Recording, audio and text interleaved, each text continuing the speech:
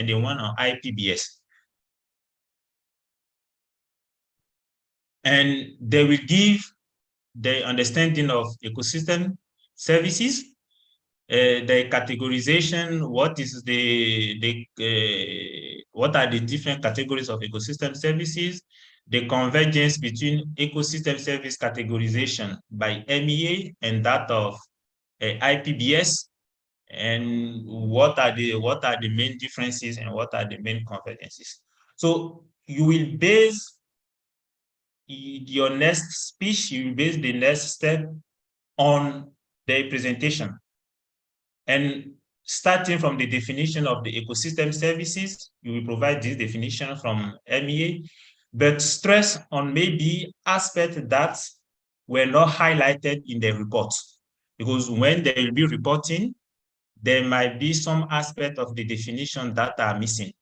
So when you are presenting the definition of ecosystem services, you will stress on those aspects that were not highlighted in the report.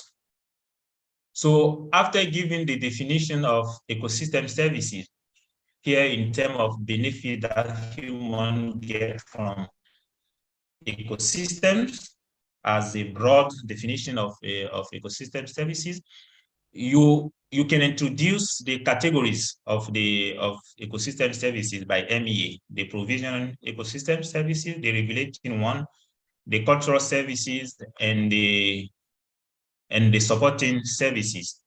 So,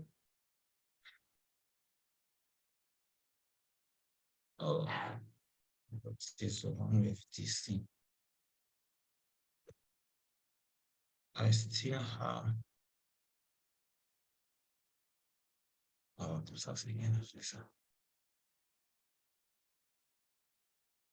so after this, you can quickly present the categories of ecosystem services, which they will also be reporting, because this is typically what is in the documents. And now you will take each categories of ecosystem services, starting by the provisioning services, providing, and you give the definition of what is a provision service based on the MEA definition. And after that, ask them to give some example of ecosystem, some example of provisioning services from indigenous trees in agroforestry system.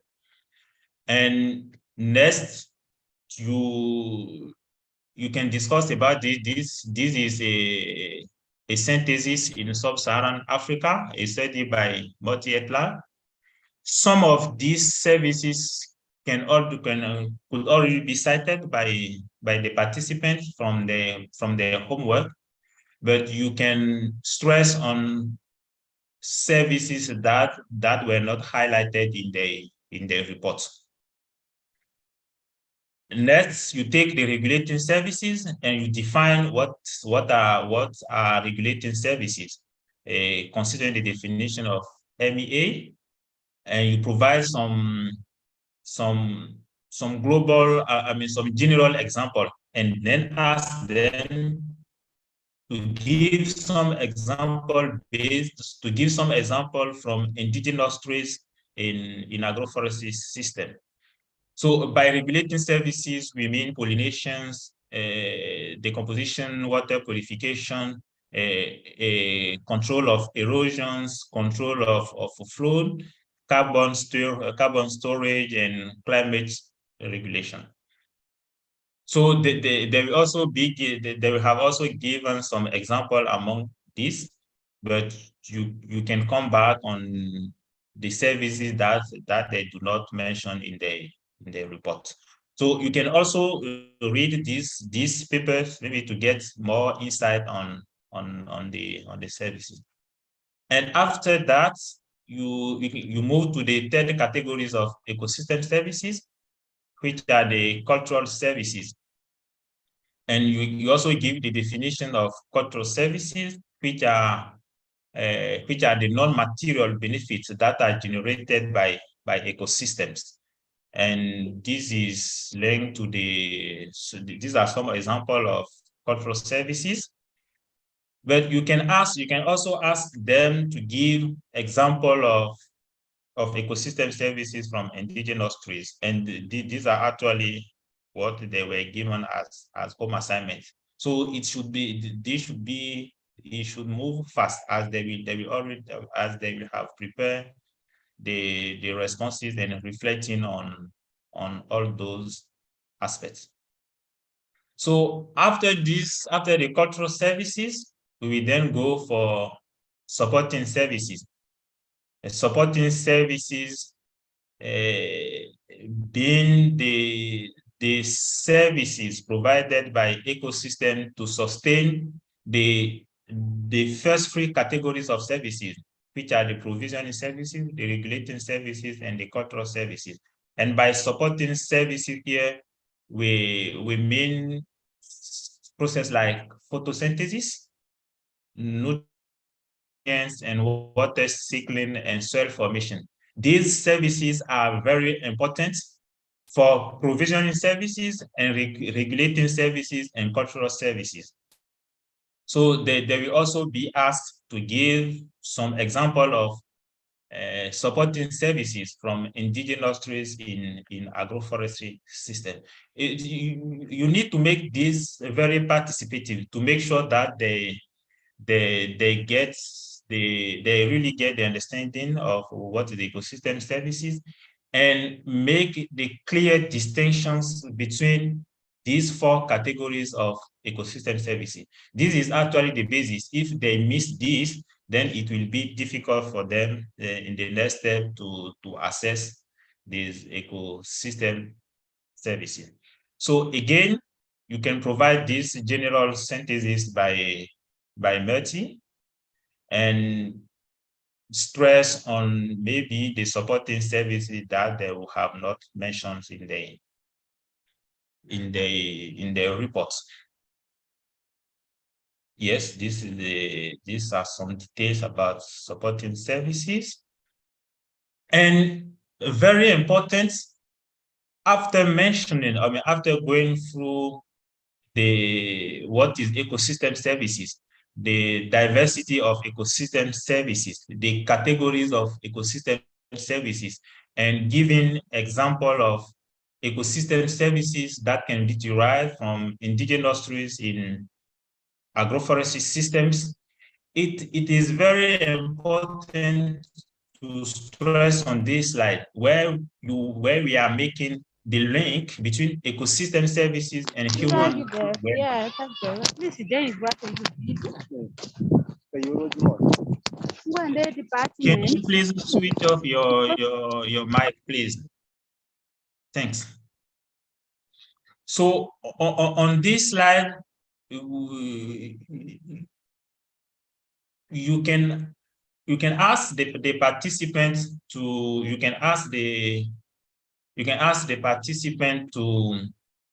reflect on this figure and give the understanding of the figure. So as you can see, in the first box, you have the ecosystem services, and in the second box, you have the indicator of the well-being.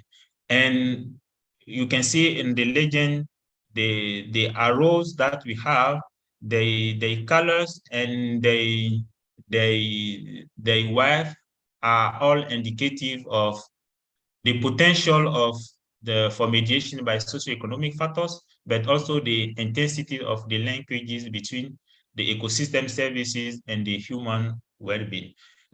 Taking first the provisioning services, and you can see that the provisioning services, the arrow are much, the provisioning services and the regulating services have the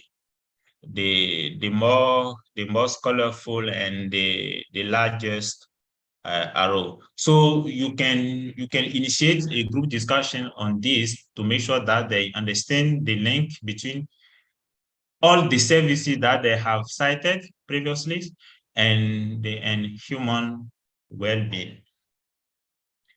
So after this, after going through this and emphasizing on the linkages between ecosystem services and human well-being, you can give more example of ecosystem services from indigenous trees in agroforestry system as shown here. So agroforestry, indigenous trees in agroforestry system as agro-engineering measure to influence crop water demand. As the trees, the indigenous trees as shelter bed or windbreak as illustrated in that figure, and always ask them to explain what they do understand by this illustration. This is a conceptual model for ecosystem services and the associated of trees, in particular indigenous trees in agroforestry systems. It might look complicated, but it's quite easy to understand, because here the author lists a number of ecosystem services and also the services, and it's important to stress on this concept of the services. Although some scholars do not agree with this terminology or with this dichotomies, services and the services, it's important to stress on this and bring them to reflect also on that. The services here being the outcome of natural processes that affect human negatively, not positively as services. So you can ask them to give maybe some example of the services of indigenous trees in agroforestry systems, and that they are likely to give example on insect pest damage or maybe competition with crops. But all these have to be contextualized. So this conceptual model gives a diversity of example of ecosystem services and at the same time of ecosystem services.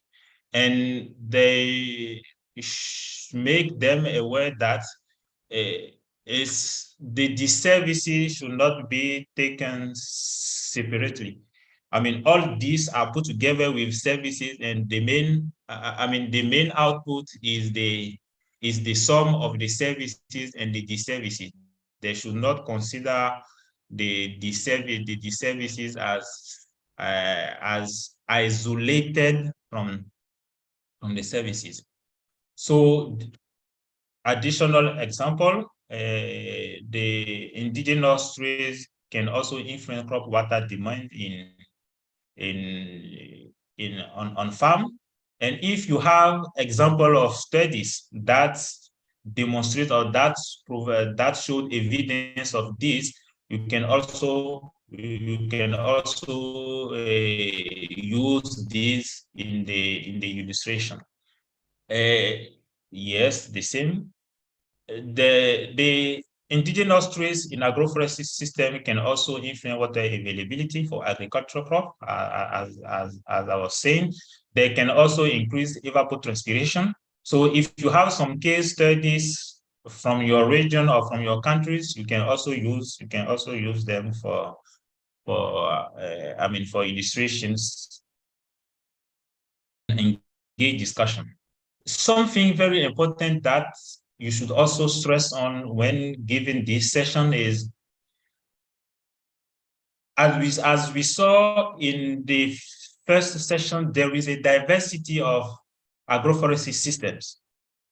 And what are the advantage and disadvantages, or what is the plus, or what is the differences in terms of ecosystem services that are provided by this type of agroforestry system, is also important to stress on.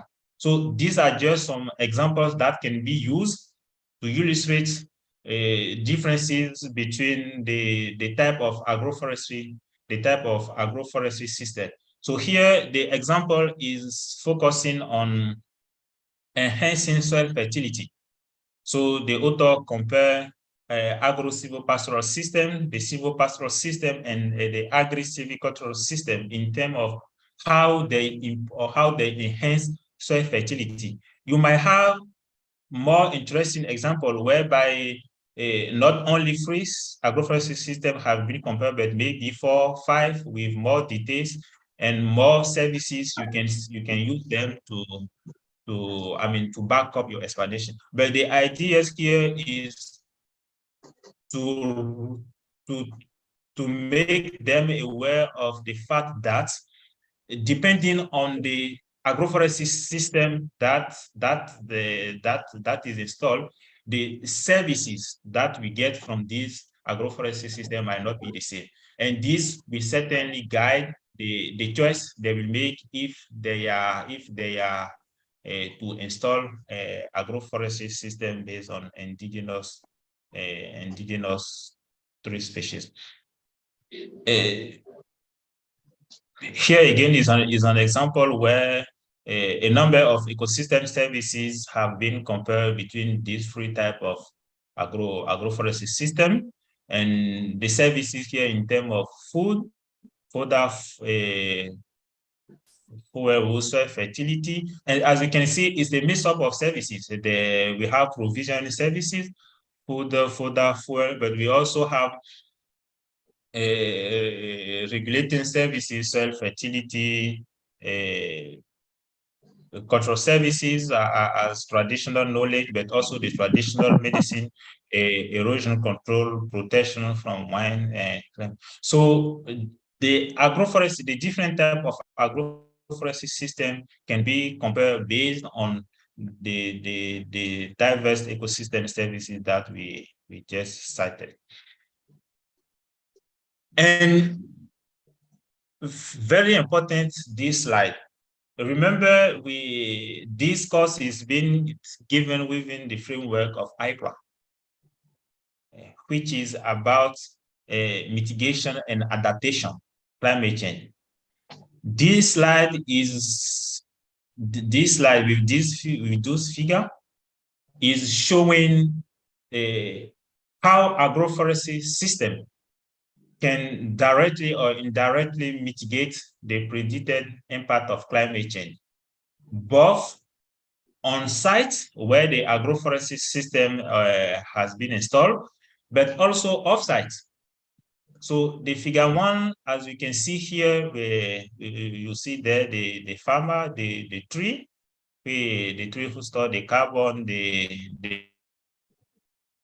livestock. These contribute to improve soil fertility, to store carbon, to improve biodiversity, to improve water fluids, to improve water quality, to also improve pest control, and most evidently providing foods, medicine, and material, but also at the same time limiting erosion. And this has some social impacts on rural livelihood. And this impact is not on the sites where the agroforestry system has been installed, but it's offsite. So you can show this figure to the student and ask them to reflect on and give what is their understanding, and maybe what also can be improved, because this is not said that this figure is perfect and does capture all the usefulness or all the services. So there could be input from the participant. And the second, the figure 2 here is first illustrating the consequences of changing climate, and particularly for Southern Africa. But at the same time, it shows also how agroforestry system can be used to mitigate and adapt to these predicted changes in climate. So you have here in the triangle the consequences, like increased land degradation, loss of carbon in above and below ground biomass, decrease in soil fertility, decrease in crop yield, loss of agricultural land, etc. And aside what agroforestry system can provide in terms of mitigation and adaptation solution. So agroforestry system can, act as agroengineering measure to influence crop water demand, as we saw in the previous slide. Agroforestry system can also modify water redistribution pathway to make it more efficient, improve soil fertility, prevent soil erosions, and provision of biodiversity benefit.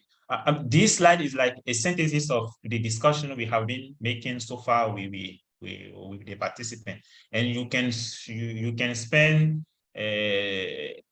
5 to 15 minutes to discuss this with the participant to make sure that they get the value added from this part.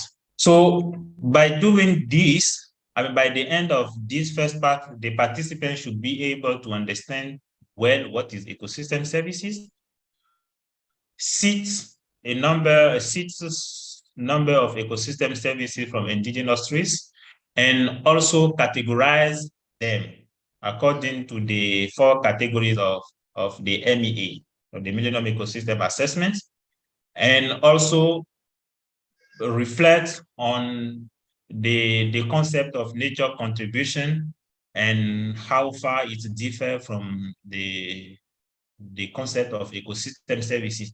The debate is still ongoing, and I know some of you are aware of this debate between the IPBS definition of ecosystem services and that of ecosystem services. It's important to make sure that the participants or the trainees are aware of this, because they might be reading some materials and get confused if this is not made clear for them during this session. So this is the first part of the session 3. The second part of the session 3, I guess you allow me to finish with this session, and if there are questions, we can take them before moving to session 4. Professor Majaliwa,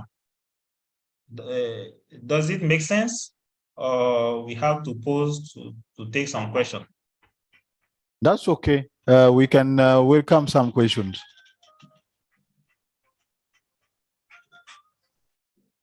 Okay, so I will continue with this second part, which focus on ecosystem services assessment. Now that the participants clearly understand what is ecosystem services and are now well involved in this concept,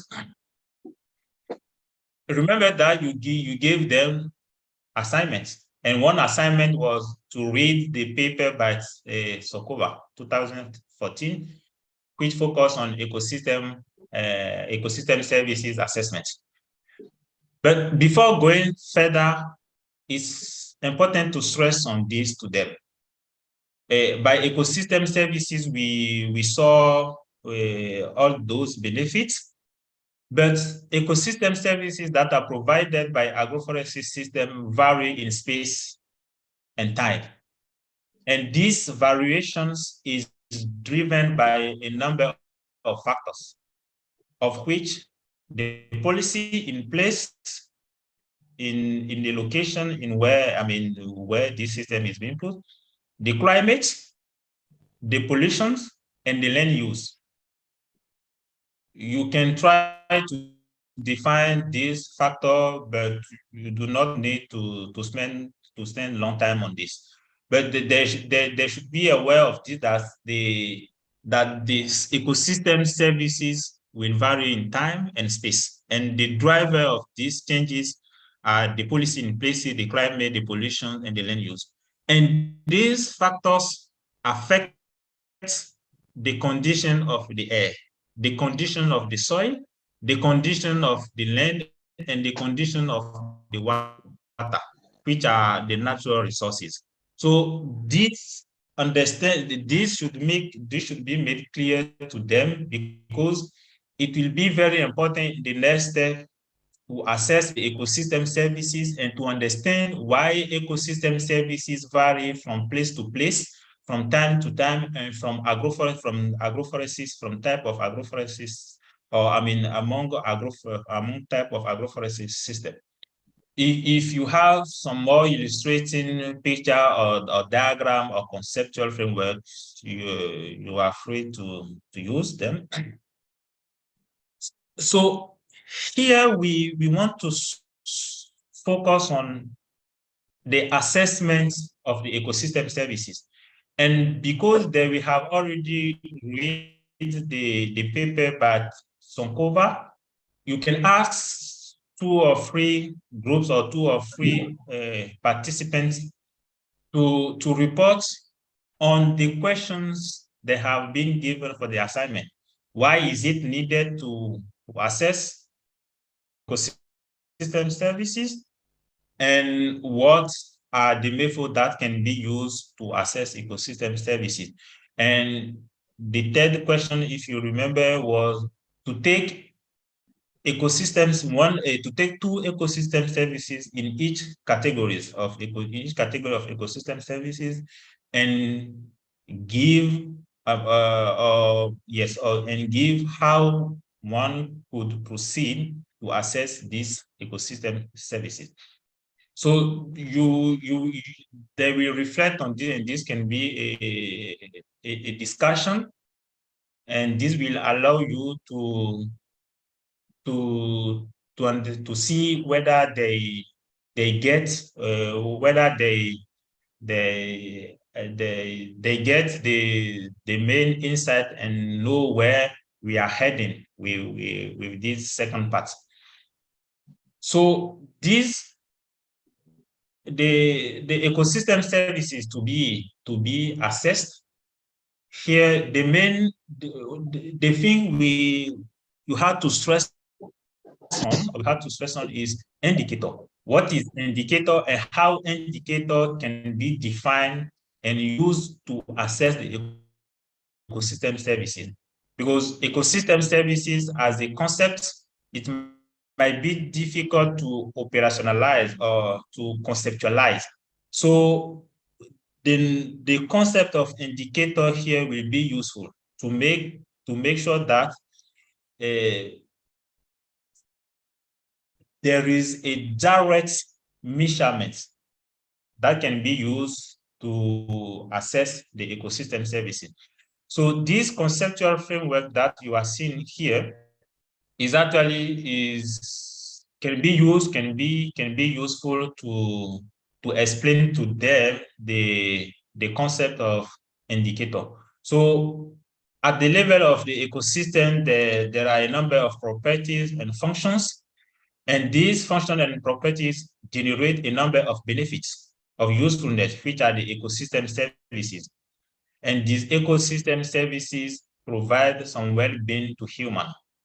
So at the level of ecosystem services, what will be used to assess ecosystem services is the indicator. And what is considered as indicator here is something that indicates the state or level of something. So what can be used, for instance, to indicate the state of a given services? For instance, if we take a provision services like food, what indicator can be used to indicate the state of food provisions in agroforestry system? You might think of the number of fruits. You might think of the weight of fruits, or you might think of the yield of fruits. So you will bring the participant to reflect on the indicators that can be used to assess the ecosystem services. I mean, if they understand the concept of indicator, then they got the main insight in this second part on ecosystem services, on the ecosystem services assessment method. So the paper of Sonkoba, in this paper, they provide a table, and that table gives some indicator depending on ecosystem service. As you can see in the last column of the table, they provide the ecosystem services. As you can see, carbon sequestration, soil fertility, erosion control, water regulation, water quality, habitat provision. And for each of these ecosystem service, they give some indicator that can be used to measure or to assess this ecosystem service, and they even give the units. So after going through this with the participants, they should be able to understand how to indicator that can be used to assess ecosystem services. And then you can ask them specifically on indigenous trees in agroforestry system to give examples that are different from the one in this table. This is a framework that has been designed mostly for regulating and for regulating and supporting services. It does not deal with provisioning services and cultural services. So the participant can be engaged in then giving indicators that can be used for provisioning services and cultural services after reflecting on this and making sure that they understand it very well. And once again, if you have more interesting article or more interesting document, you are free to use them. I mean, the idea is to make sure that by the end of the session, the participant gets the knowledge, the ability, and the insight needed to I mean, for the learning outcome that were set at the beginning. So these are just some criteria to select indicators. And these are very important to stress on. The relevance of the indicator for the assessment of the sustainability, the data availability to measure this indicator, because it's useless to define an indicator for which it's difficult to get data. So you have to make sure that they have to be to make sure that the indicator that they are defining data are available to measure those indicators. They should also account for the easiness of the measurements. If it's very difficult and very expensive to assess, then that might not be possible, and the ecosystem services will never be assessed. So focus will be put on measurement that are easy to do, and also the possibility for objective quantification. And remember also that there are different kinds of indicators. A state indicator, which are indicators that just describe how much of the service is present at the time you are making the assessment. But there is also what is called performance indicator, which is how much of the service can be used or provided in a sustainable manner. For instance, the total yield of seed that is produced by a tree, or by an indigenous tree in a given place, can be considered as a state indicator of these services. But the performance indicator would be how much of this seed that is produced can be used in a sustainable manner without depleting the resources in the near or in the long term. Yes, these are some additional details. Okay, question. Again, this is the framework by Sonkoba, a more detailed one, where they distinguish between, the input parameters which are here, conditional environments, temperature, precipitation, slope. Remember that when I was starting with this session, we mentioned some drivers of changes, some factors that drive changes of ecosystem services. So these factors include vegetation, slope, precipitation, soil organic carbon. And in relation to all these environmental factors, there are a number of parameters that can be used to assess the ecosystem services delivered in the agroforestry system. For instance, if we take the vegetation, which is a factor that influence the amount of ecosystem services that can be, that is provided in an agroforestry system. We can, for instance, use the species richness as a parameter derived from this vegetation, and the so-called structural diversity. So these can be used to assess the plant diversity. The plant diversity being here an indicator of a supporting services. And this can be measured with the species richness and structural diversity. And the same apply to the other input parameter. For instance, the precipitation, the slope, where you can use the slope and angle leaf factor. This is actually a very detailed framework for regulating services and supporting services. You might have some framework that have been developed for provisioning services, for cultural services. They can also be added in the slide when you are preparing to deliver this training in your places. So this is quickly what we can say about in this third session, that focus basically on the concept of ecosystem services, the categorization of ecosystem services, the existing view of ecosystem services. By existing view, I mean the view from the Millennium Ecosystem Assessment and the view of IPBS. And the second part, we deal with ecosystem services assessment.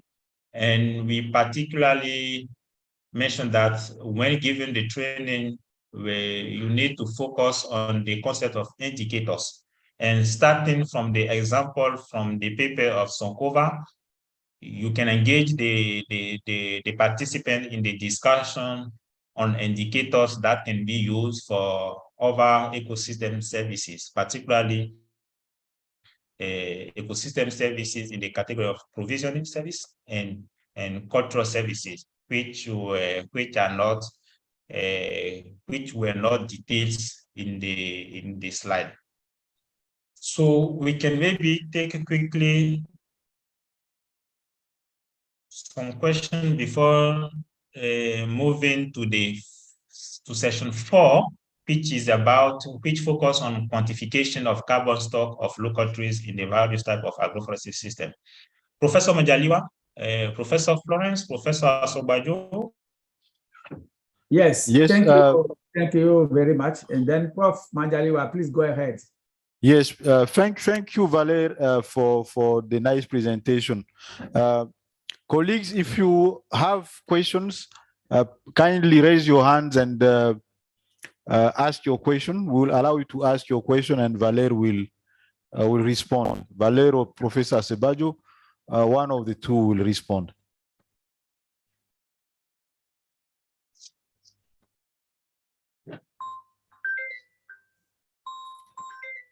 Hello, Prof. Yeah, just go ahead, please. Yes.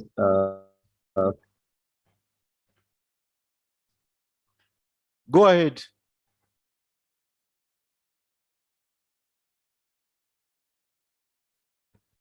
I think we have lost our friend who wanted to ask a question. Is there any question?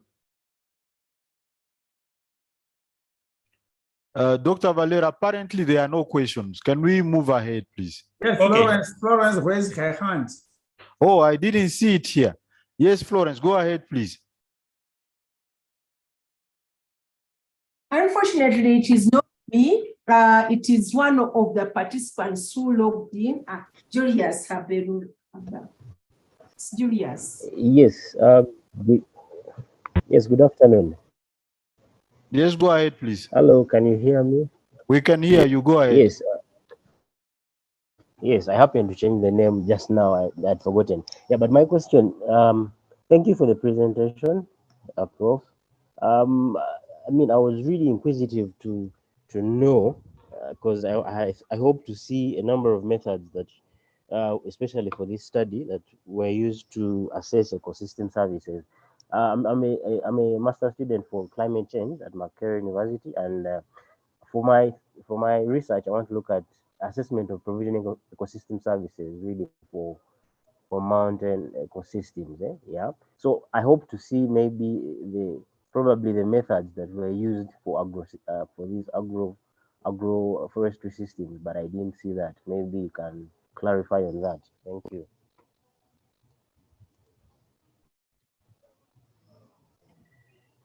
Can we get a Okay. second one? A second question? If there is no other question, then kindly, Valerio, you can respond to that one. Okay, thank you, Professor, and thanks for the colleagues for the question. Yes, the time for the presentation is quite short to go in details to develop the method. But for instance, the session 4 that I will be presenting deals specifically with the method to assess a particular ecosystem services, a particular ecosystem service. There is session 5 who will be given tomorrow, and who will also show specifically some method for the economic assessment of ecosystem services.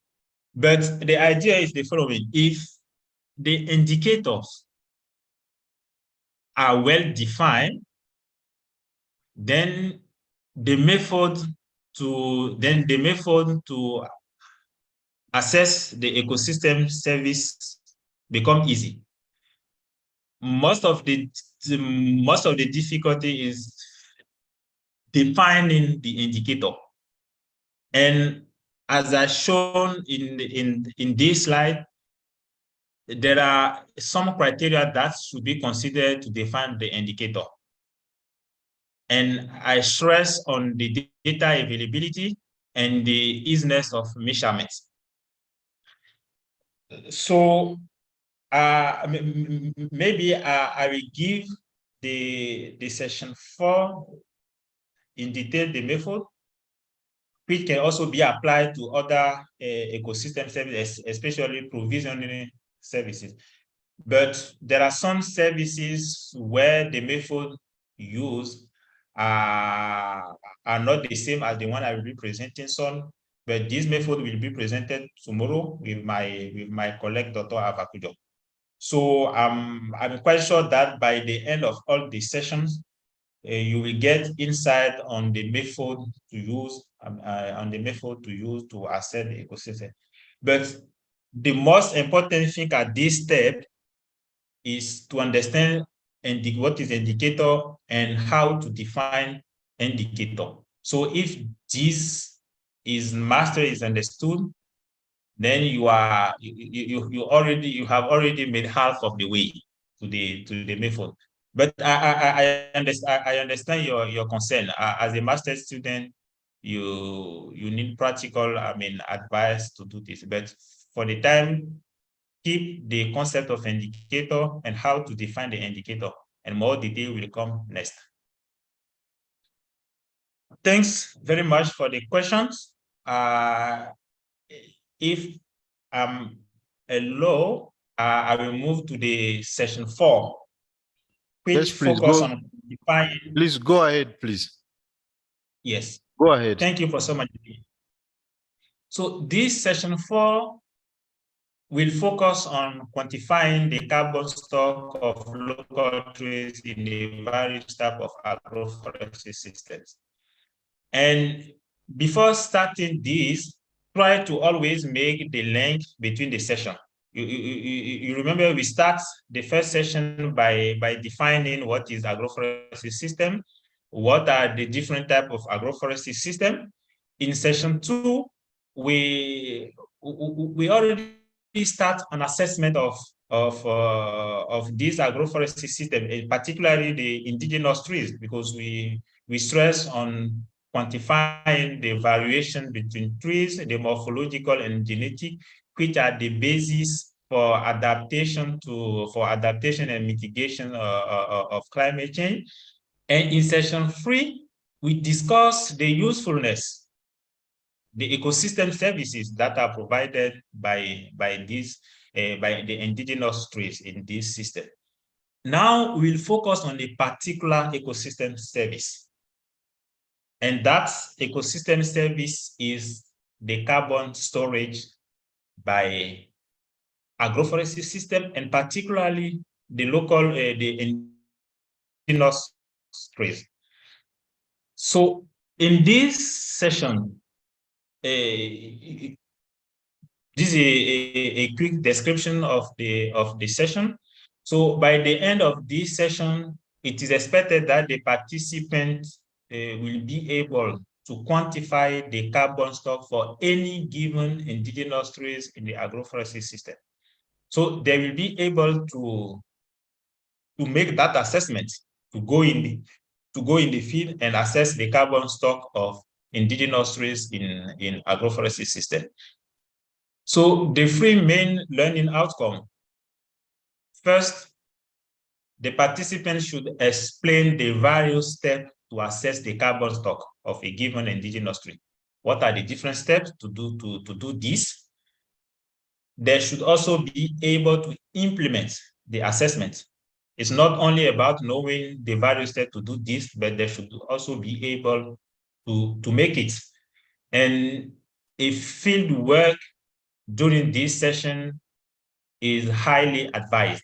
You go in the field with the students, with the participants, and you make demonstration with them so that they have hands-on ability to do it. And finally, provide expert guidance and technical assistance for the assessment of carbon stock in indigenous trees-based agroforestry system, especially with the growing carbon market. There are increasing experts that are called for to make those assessments.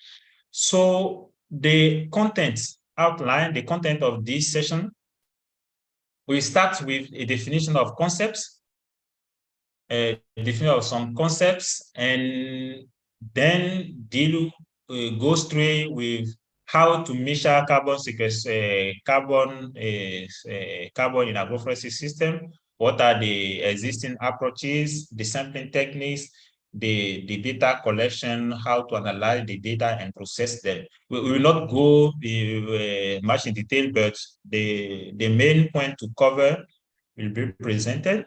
And in 2 slides, we also discussed about carbon markets and case studies.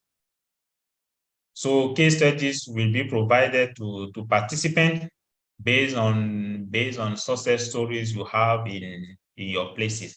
And the mode of delivery will also be the same, but specifically here, you might need some field equipment like GPS for data collection in the field, tape for measuring trees, stove for drying plant materials to get the dry weight and biomass that will then be converted in carbon.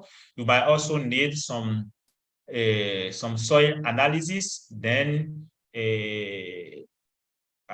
soil borer might be needed for field work to take sample of soil for lab analysis. And you might also need to partner with maybe a soil scientist who can maybe come and give 1 or 2 hours a lecture on the procedure to make some analysis, some soil analysis. So some key literature, we did not specifically provide key literature here, but the advice here is to provide to the participants 1 document on destructive field sampling. We will come back on it on the next slide, which is 1 approach to estimate carbon stock. But there is also the non-destructive field sampling technique that can be also used to assess the carbon stock. So if you have documents that are more relevant in your regions, you can use them, but we can also provide you with some of the literature that we have. And 2 to 3 scientific articles on the assessment of carbon stock in agroforestry system in your region will be very important to contextualize the training. And also 2 to 3 documents that focus on the RED plus mechanism, on the RED plus schemes, because we cannot we cannot talk about carbon stock without talking about the reducing emission from deforestation and forest degradation scheme, which is linked to the carbon market. So before starting this session, an assignment has to be given to the participants, like we did for session 3. And this assignment is not really long. Is to ask the participants to search for this concept. What is biomass? What is carbon stock? How biomass is converted in carbon? What are carbon pools? What are carbon pools? And describe each pool. We will see all this in the next slide. And why is it important to assess carbon stock in general, and particularly that of indigenous trees in agroforestry system? They already know what is indigenous agroforestry trees. We went through ecosystem services, of which the carbon storage. So why do they think it is important to assess carbon stock and that of indigenous trees? How can carbon stock of indigenous trees be assessed in practice? And we made a comparison between destructive and non-destructive approaches for carbon estimation and biomass estimation, and what is allometric equation. So those concepts and those questions, they have to reflect on them. They have to make some research, some readings before coming to the session. So at the beginning of the session, you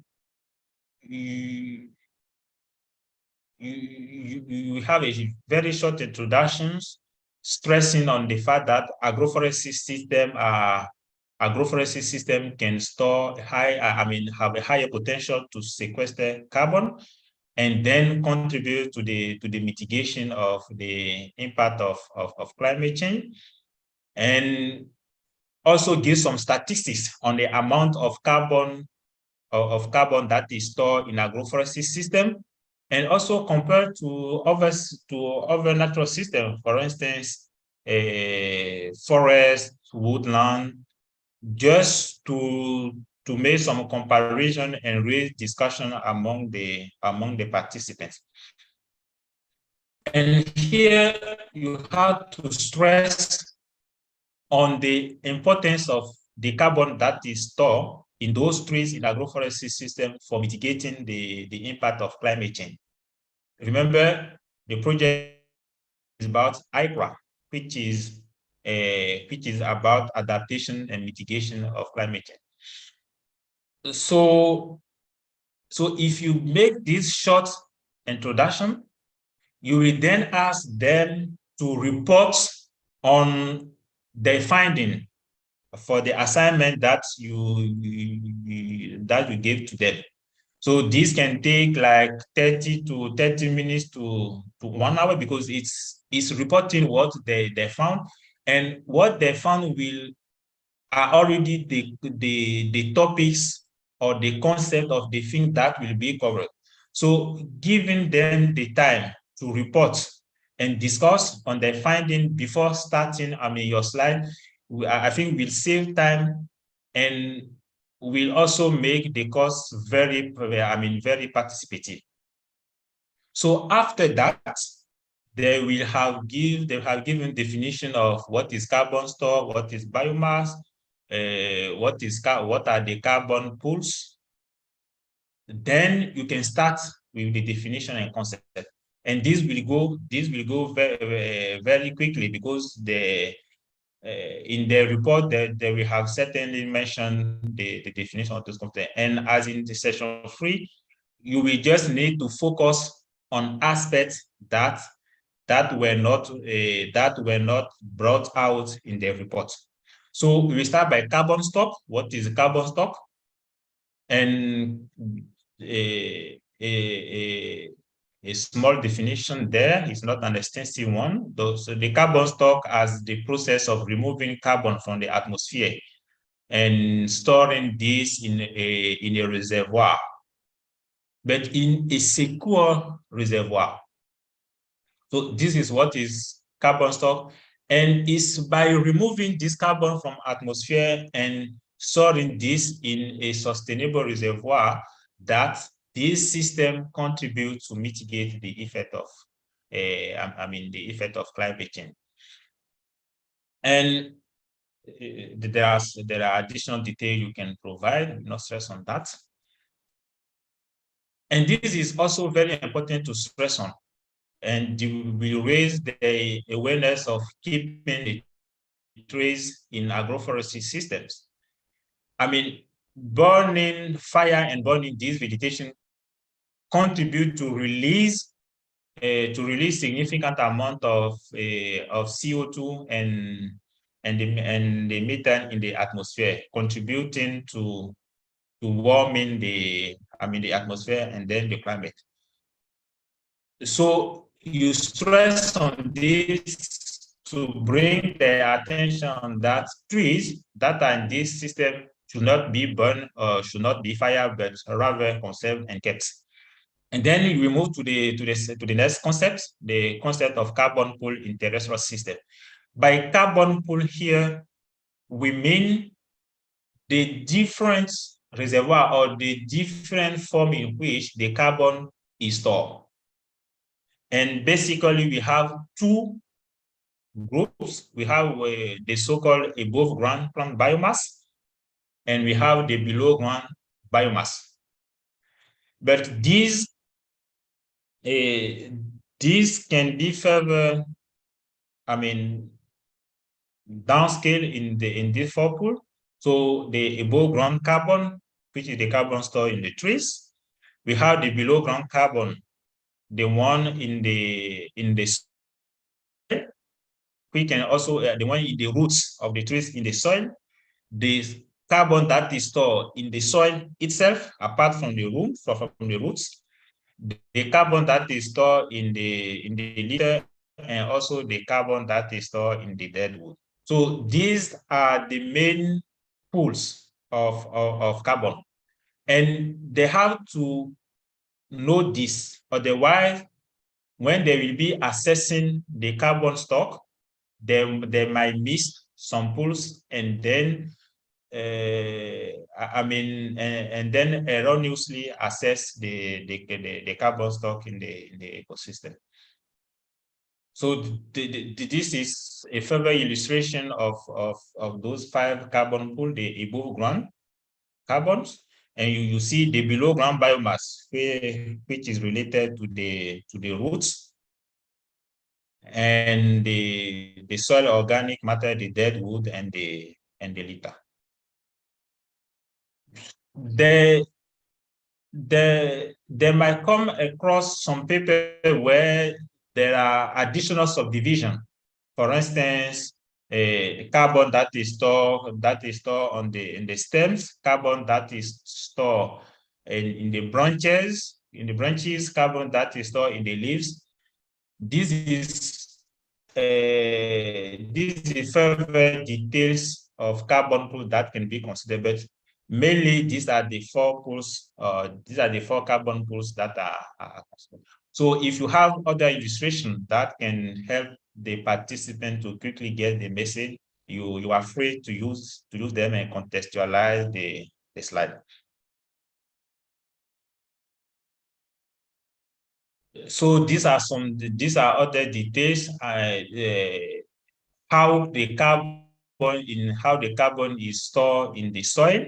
There's the direct soil carbon stock and the indirect plant carbon stock, but you might, depending on how much time you have, you can maybe go in detail on this or Skype. So we were talking about the above ground and the below ground.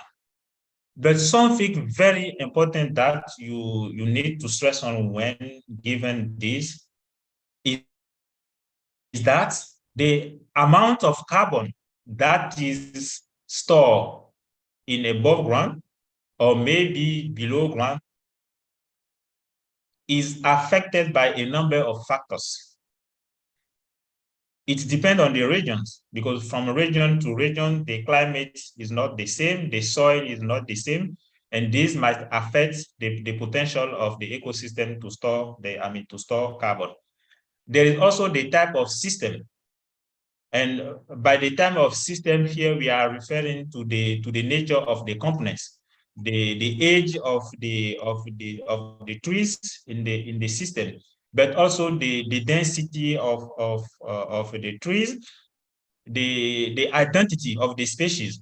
All species do not have the same capacity to store carbon. So the amount of carbon is significant. The amount of carbon that is sequestered above ground and below. Hello?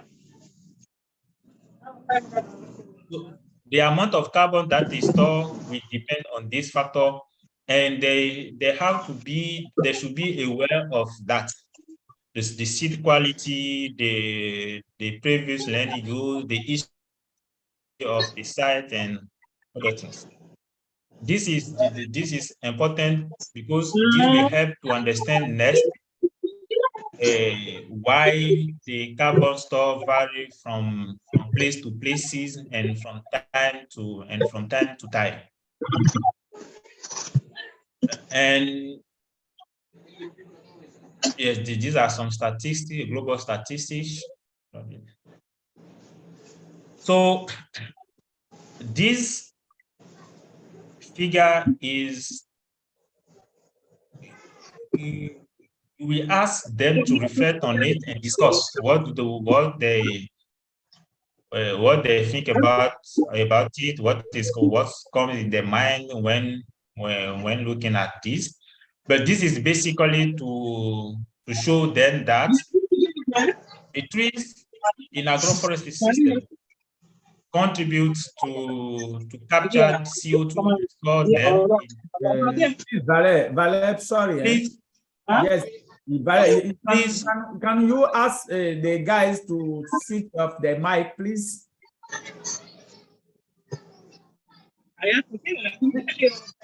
This disturbs a lot. Okay, thanks. So this graph is to bring them to reflect on the process of capturing the CO2 in the atmosphere and secure it in the reservoir, but at the same time releasing the CO2 in the atmosphere and contributing to warming the atmosphere. So the CO2 gas in the atmosphere is captured by trees, and this carbon is stored in the trees in terms of stored in the biomass, stem, branches, leaves, twigs, in the bark, the roots in the soil. But when the trees are cut, then this carbon is released in the. Please, can you please mute your mic, please? So this is these trees that are cut measure that the carbon is released in the atmosphere, and so it's important to reduce or to limit cutting trees if possible not to do so. And finally, always in terms of definition or concept to finish with that, this graph is to raise the awareness and the understanding that the carbon that is in soil, remember that we were just saying that the carbon that is stored above ground will depend on the soil, will depend on the component of the system in terms of trees, in terms of species that are sown. It also depends on the density of the trees. It also depends on the management. And the same also apply to the soil carbon sequestration, to the soil carbon. The carbon in the soil will be influenced by the plant characteristics. What are the trees? What are the crops? What are the stand characteristics? What is the biodiversity? What is the planting density? It will also depend on the agroecological conditions on the site. The agroecological condition here in terms of the altitude, the climate, the wind. So by climate, we will make the precipitation, the temperature, the relative humidity, but also the soil characteristic. You see the texture of the soil, the structure of the soil. Is the soil dominated by sand, or the soil is dominated by clay, or what? This structure also will influence the soil carbon. The fertility status. We just talk about the management factor, the tillage system, the fertilization. So all these affect the soil carbon stock and the soil carbon sequestration. So the participants should bear in mind that the carbon stock they are measuring, or maybe they are assessing at a given time, results from all those components of the ecosystem. And to better understand why there is a given amount of carbon in this soil and not in the other soil, they need to consider all these characteristics to make sure that they get the better understanding of it. Otherwise, they might mislead. They might get a misleading understanding and then give wrong advices when they are. When the expertise is requested. So this is very important to discuss with them, because all what is happening above ground and below ground is linked to the environment, is linked to the component of the system, is linked to the history of the system, is linked to the characteristic of the system. Now, by completing this session, you are sure that the participants have a clear understanding of what is carbon stock, what are the pools.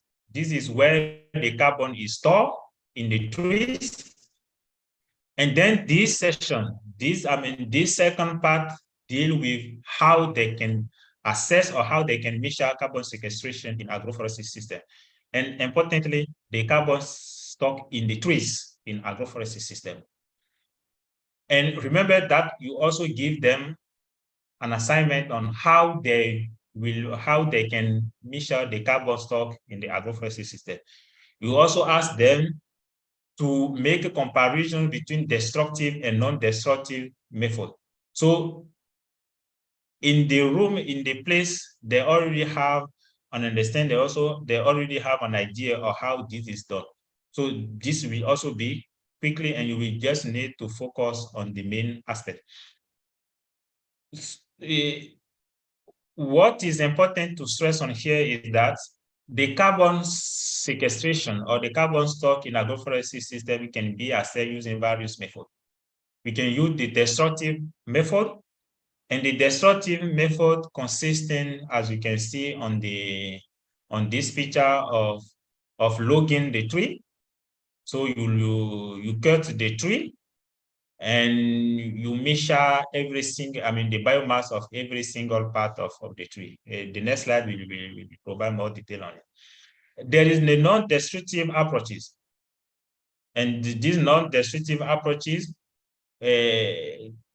does not lead to cut the tree. You do not need to cut the tree, but you have to claim the tree as shown on this figure, to make some measurements.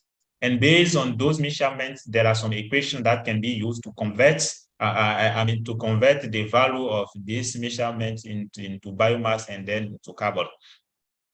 And more recently, and this is actually increasing because field work are expensive, some methods are now based on remote sensing or LiDAR-based approaches, whereby you do not necessarily need to go in the field. You use some remote sensing approaches to estimate the carbon stock in Agroforestry Systems. But these also need some equipment and some facilities to.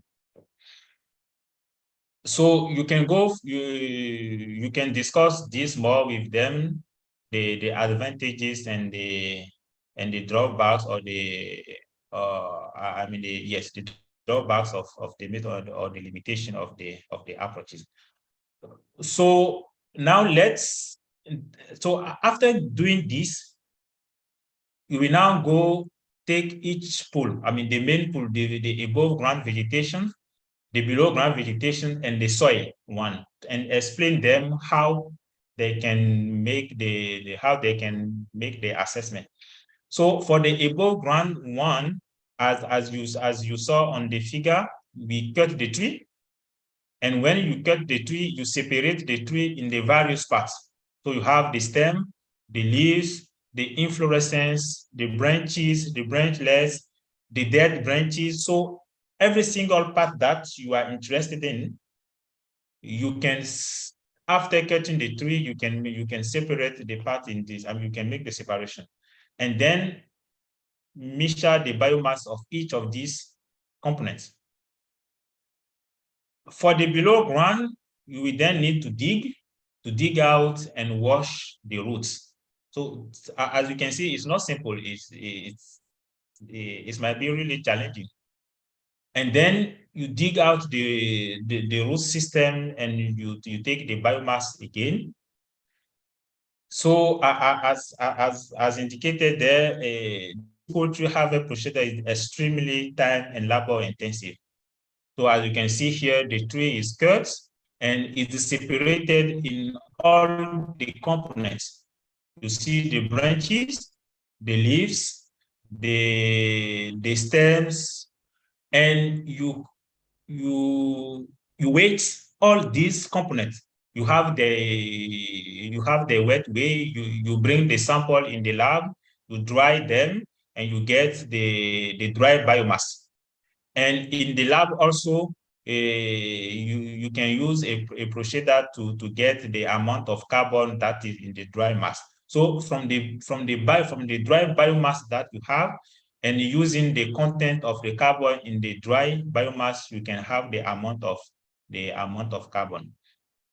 For the below ground, you take samples using a soil borers, and you bring them at the lab, and there are some procedures that are used to determine the amount of carbon that is in the soil. And then you add up all the below ground and the above ground biomass or carbon to get the total biomass or the total carbon of the trees. So to do this, there is a sampling protocol. There is a way of sampling the trees. The trees should be first. The seed should be sampled using random sampling techniques, and sometimes you might need to set some control plot to make some comparison between the amount of carbon that is stored in the agroforestry system compared, for instance, to the adjacent monocrop farms. And this will help to show, for instance, the advantage of having indigenous trees in agroforestry system compared to having, for instance, a monocrop farm. And as we just mentioned, every time they stress on that they should collect the information on altitude, the slope, the agroforestry type, the age of the agroforestry system, the seed history, because all this will have an effect on the amount of carbon that is stored in the ecosystem.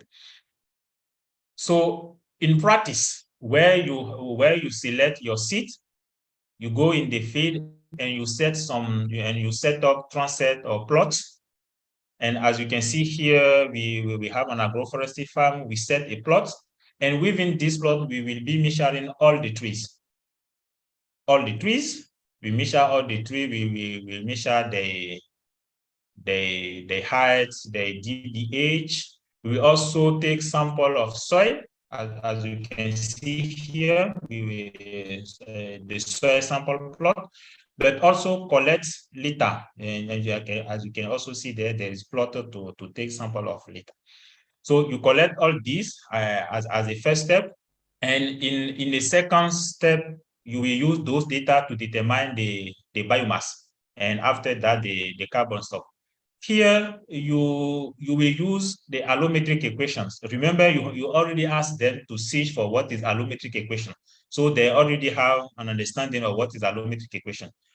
What you need to stress on here is the choice or the selection of the allometric equation, because the allometric equation are like mathematical equations that are used to convert the data that you collected in the field into biomass and carbon. And the accuracy and the precision of these allometric equations are very important for confidence in the assessment that is made. And the selection of this allometric equation should be very well reasoned.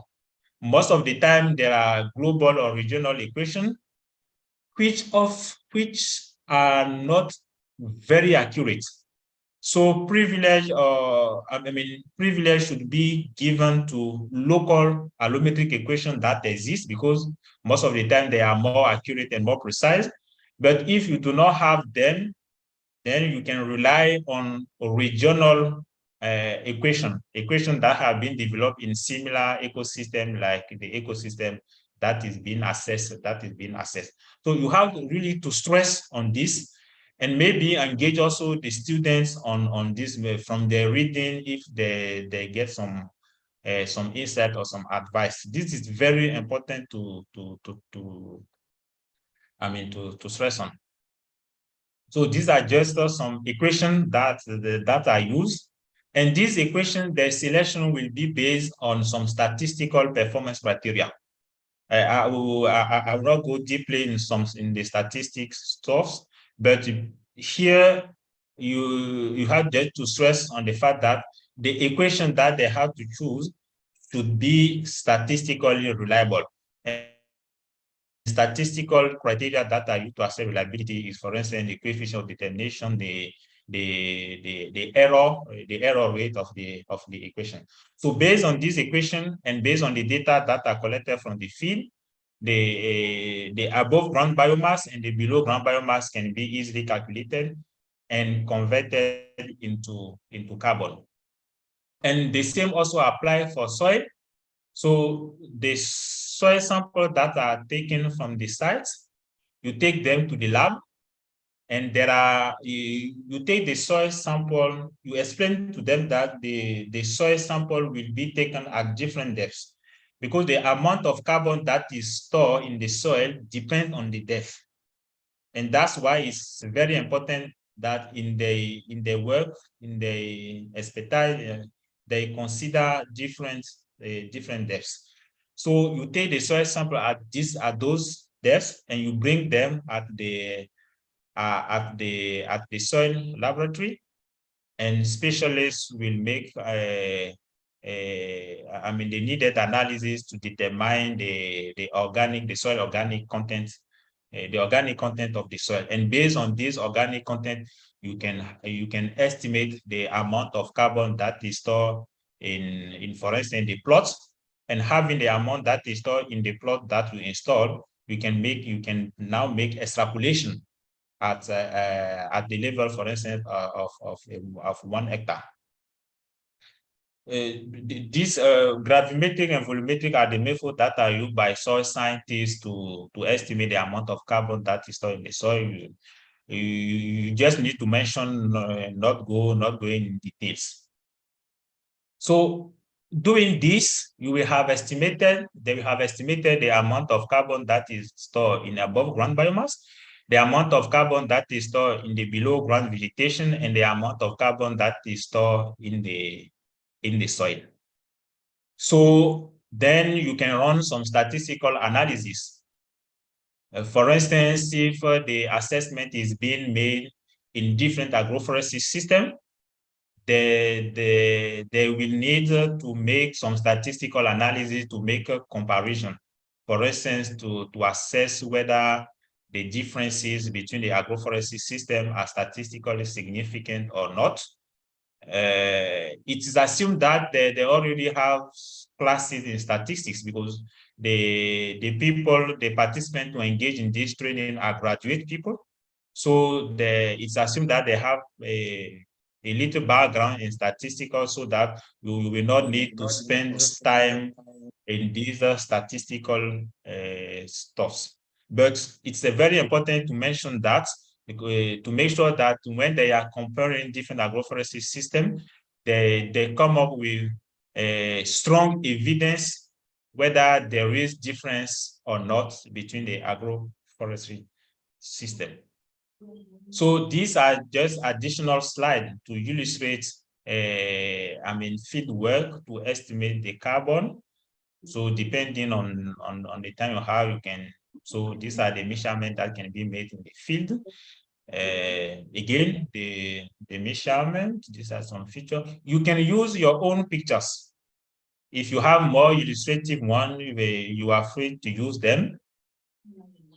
And yes, right. These are examples. These are examples of allometric. Please switch your mic. Okay. So these are just of allometric equations that have been developed for the species Acacia gummensis.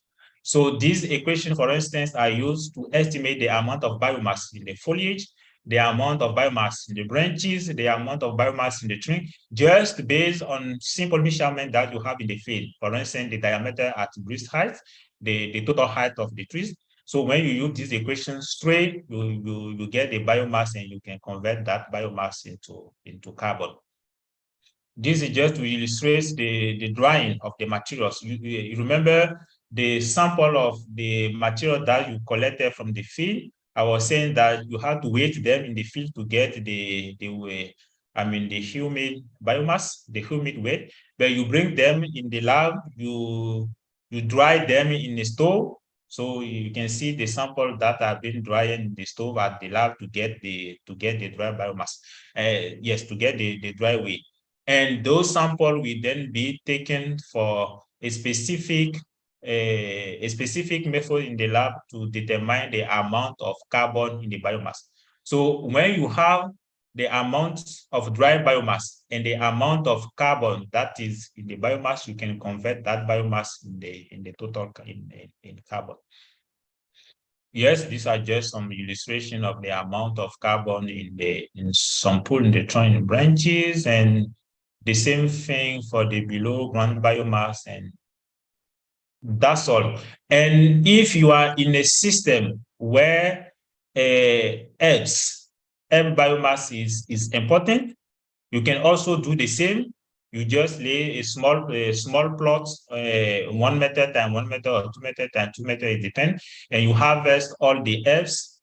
You weigh them in the field, you bring them in the lab, you dry, so that you dry and you get the dry biomass.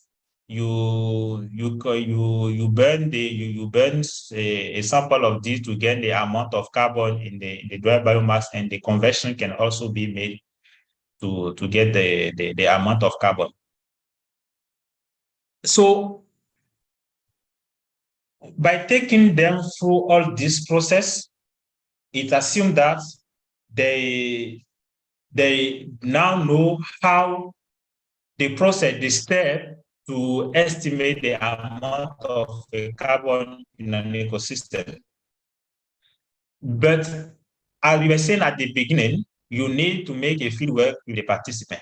Even if it's not far, I mean, you can just look at a place close to where you are doing the training. It could be a farm close to the place you are giving the training, or even I mean, a botanical garden, something like that. But it's very important to make sure that the students make practice of this. So when they complete this, it's very important to take them through the concept of carbon markets. You are aware of this, the conference of parties that happen, I mean, every year or every 2 years, depending on the domain, where people discuss on where governments and policymakers and different stakeholders discuss about how to mitigate and adapt to the impact of climate. There are countries that contribute the most to warming the climate. And this mechanism of REDD+ that was put in place to compensate the efforts of some communities or some countries to store carbon through the ecosystem, and then to contribute to mitigating the impact of climate is very important to engage in discussion with them. It's not a typical lecture to give, it is engaging them in a discussion. And it's also good to maybe ask them to make some research, some research review before coming. And this will make the discussion very productive. The carbon market here are the trading system that have been put in place, and where carbon credits are sought and bought by some companies and some societies which are very active in emission of carbon. So these companies and society, because they are well known to emit a huge amount of carbon, an obligation has been made to them to compensate for this emission. So communities everywhere in the world, or government everywhere in the world that commit to conserve ecosystem that contribute to store the carbon, then receive a compensation. So these mechanisms exist. You do not need to go deeply in details, but this is just to bring this insight to them so that they are aware of this. So if they need, they can go back and read more on this and get more insights. But one thing you can also do, if you have a REDD+ project or a mechanism like this in your country, you can make a short presentation of this mechanism and give example of projects that have been able to sell the carbon in the market. I know that there are some case studies in Tanzania, in Kenya, but if you have closest example from your region, you can just put them to use it. This is just to raise the awareness on the fact that if we make efforts to grow indigenous trees in our agroforestry system, and that there is evidence that this carbon is sustainably managed and stored in our system. It can be valued on the market. It can be valued on the market, even if the process is long and sometimes somehow complicated. It's very important that they are aware of this, because some of them may develop some startup or maybe build the expertise around this and help local communities, help farmers benefit from the effort of conserving indigenous trees, but at the same time contributing to mitigating the impact of climate change by storing the carbon in the ecosystem. And this is just a picture of the price of the carbon on the carbon market today. A 1 ton of carbon that is stored is about 100 euros, and the price varies from countries to country. And this is linked to the policies in place, to the restrictions in place, and to the efforts that is required, or the effort that are required from companies, from societies, and stuff. So it's also important to discuss this with them, so that they are aware that yes, apart from the service, apart from the food, from the provisional services they get from the agroforestry system, apart from the wind break, erosion, and other stuff, if this system is sustainable managed and with sufficient evidence, they can also get additional money as a compensation of their efforts to make, in conserving, indigenous trees. And we will now end by some case studies if you have some estimations. So as you can see here, these are a comparison between some agroforestry system. You remember yesterday when Professor Archie was presenting, he spoke about perennial system, alley cropping, home gardens, tree intercropping. So here it's just a study that makes a comparison of the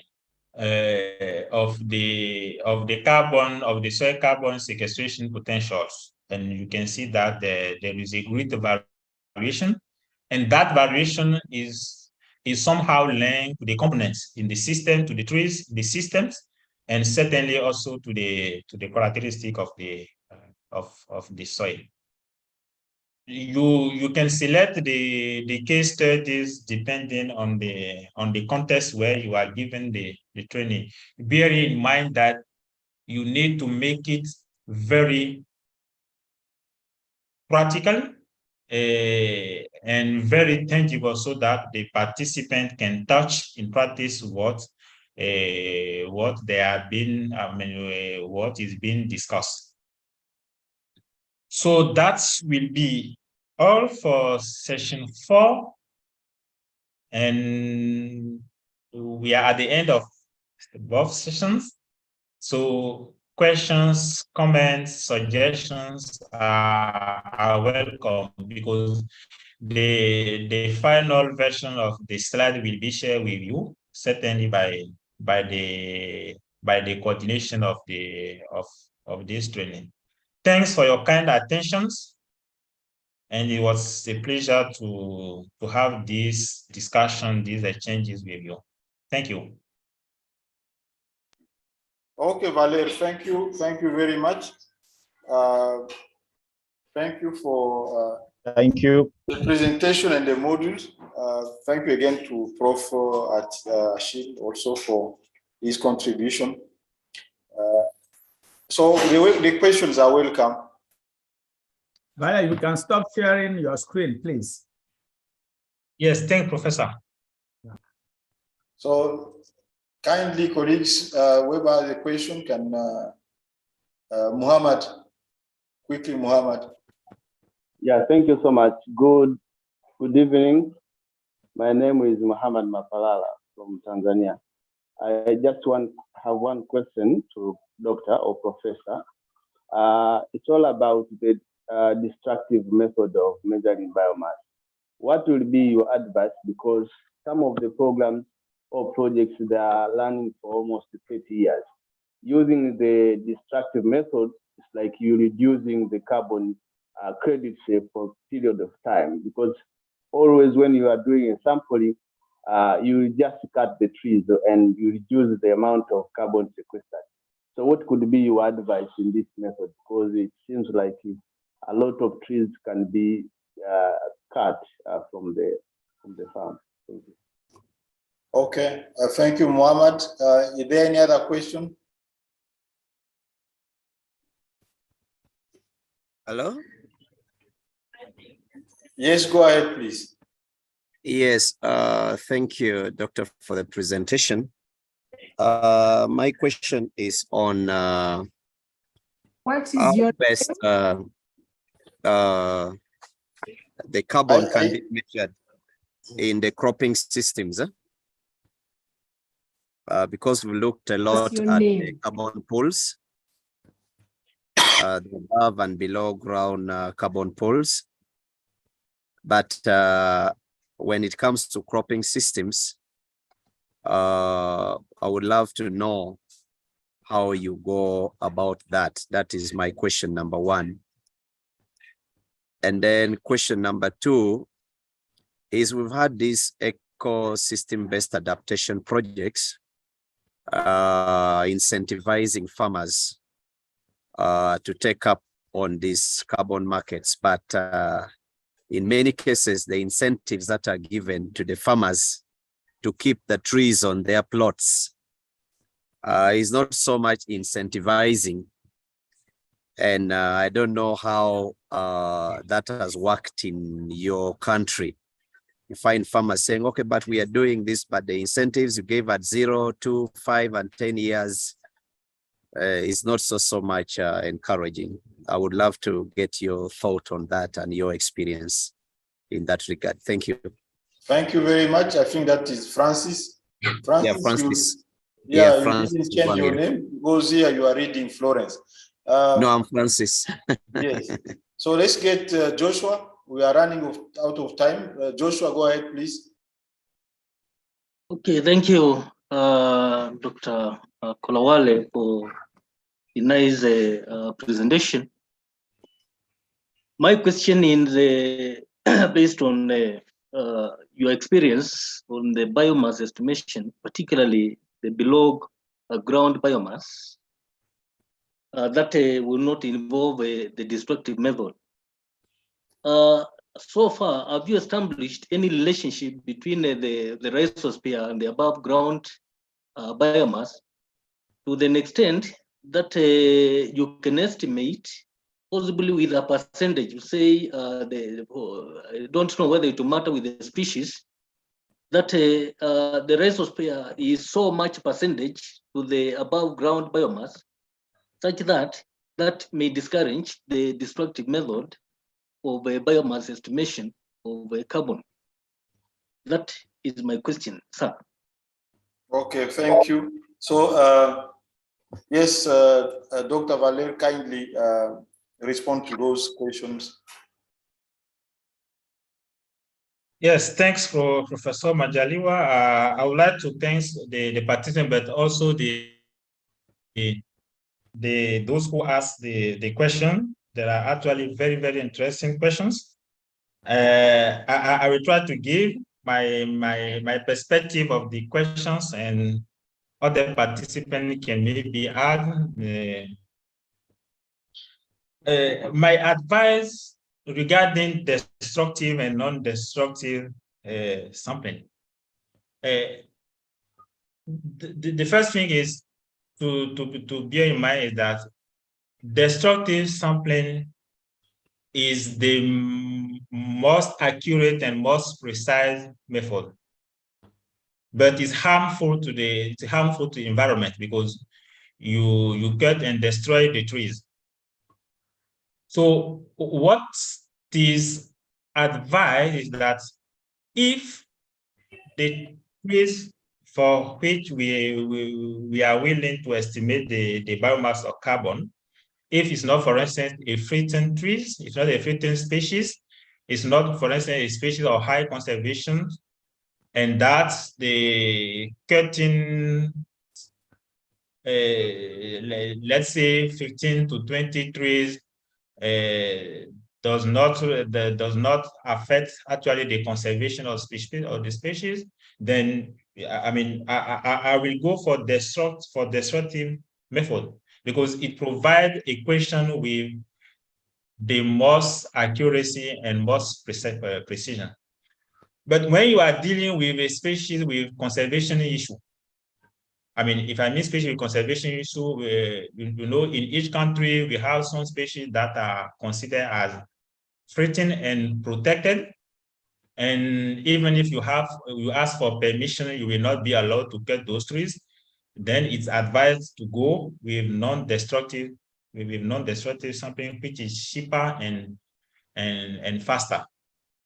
And there are, we will share this in the last version. There are some guidelines and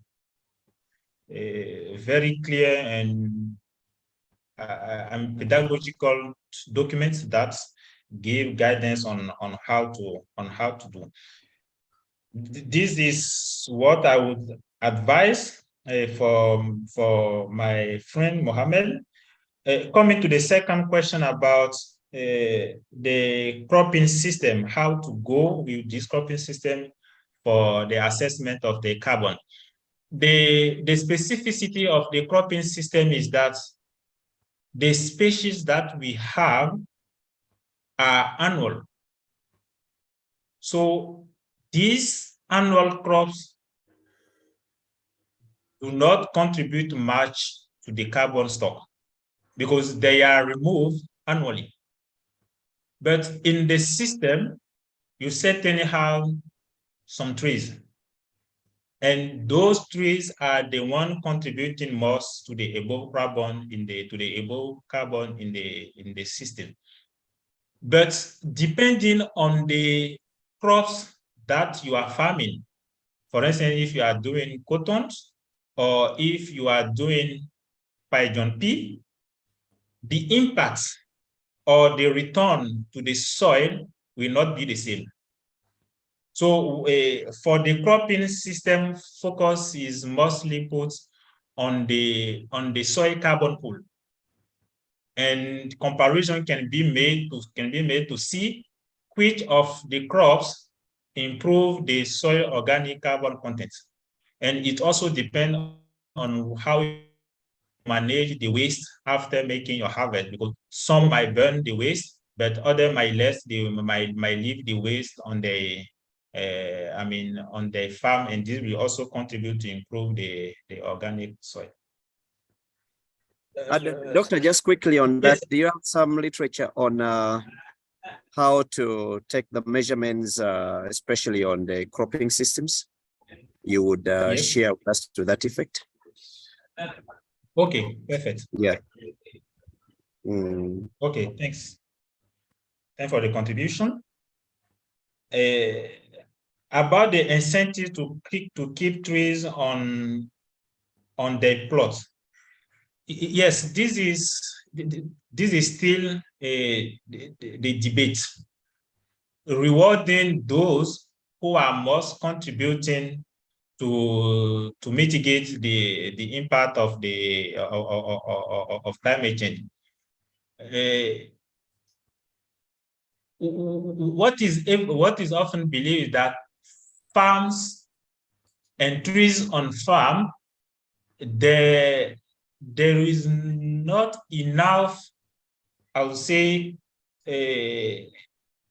certainty. There's not enough confidence that the trees that we found on the farm today will be present 2 years or 3 years after. And this explains why people refrain in investing much money to reward, or incentive to give to the tree. But there is an ongoing dynamics. And this is where government stakeholders need to fight again to make sure that this effort that is being made by farmers is truly rewarded. But it's actually the same thing. In Benin, for instance, we have just started the process of rewarding farmers, but it's just some small project. It's not already a national initiative. So this is a common challenge. This is a common challenge in most of our countries, and efforts are still needed to make sure that the farmers truly benefit from their effort and their contribution to mitigate the impact of the climate. And finally, the question from my colleague Joshua. If from my experience, from my studies, we came up with, for instance, like a general relationship between below ground and above ground biomass that can be used. I must say that when you go through literature, you will find some ratio whereby when people determine the amount of biomass on the below ground component, they used a ratio, a conversion factors. Some use 0.4, 0.3, or even 20%. But this highly depends on the species. This highly depends on the architecture of the species. Some species invest much in developing their root system. For instance, when you go in the drier regions, you will see that the first strategy of the species is to make sure that it gets deep in the soil for water need. But in places, in area that's not dry, you will not see species developing much with biomass. So even though in the literature you will find some ratio, there is not a general rule. And even if a general rule is defined, I would advise to be very cautious in using this, because everything depends on the local context. Everything depends on the system you have, and it depends also on the competition between species. So there might be used this ratio that I just presented, 20%, 30%, depending on the region.